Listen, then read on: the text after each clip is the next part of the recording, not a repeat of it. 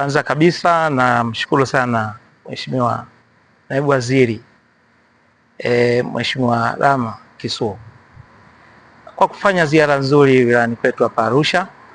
Ametembelea miradi miwili, ujenzi wa kituo cha mkutano, lakini nyumba hizi ambazo zipo hapa kama uwekezaji. Ni jambo kubwa sana amefanya tangu asubuhi na ametueleza mengi. Katika aliyotueleza ni kwamba yanatufaa na ametuachia majukumu pia ya kimsingi ambayo yatatufaa sisi kama wilaya ili tuendelee kuyasimamia. Kwanza kabisa kule amesisitiza mradi ukamilike mapema kama ilivyopangwa na ilivyokusudiwa.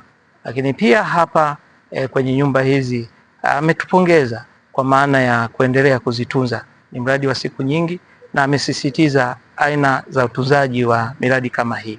Kwa hiyo sisi hayo tumechukua kwenda kuambia wawekezaji namna ya kuendelea kutunza miradi kama hii. Sasa niwapongeze pia PSSF. Miradi kama hii wanaitunza, lakini pia wameanzisha miradi mingine ya kimkakati. Hilo ndio lengo letu na lengo la Mheshimiwa Rais, kwamba wilaya ya Arusha au na mkoa wa Arusha kwa ujumla, Mheshimiwa Rais wa Jamhuri ya Muungano wa Tanzania mama yetu Dr. Samia Suluhu Hassan ana malengo makubwa na mkoa huu, kwa maana ni mkoa wa kitalii. Kitovu cha utalii, lazima mtalii akija aanzie hapa Arusha. Kwa hiyo tunahitaji uwekezaji wa aina hii, na taasisi hii tunaipongeza kwa sababu umetikia wito huu na kwa kulenga malengo mahususi ya kufikia 2050.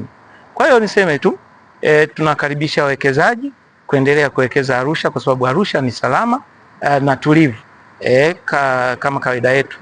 Sasa uwekezaji ulenge kwenye utalii, lakini pia ulenge kwenye mapokezi makubwa ya AFCON yatakayofanyika mwaka 2027.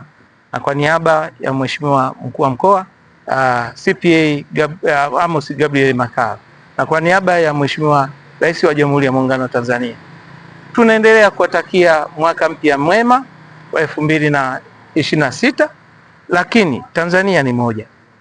Amani na utulivu kwa maendeleo ya nchi yetu tunayohitaji sana.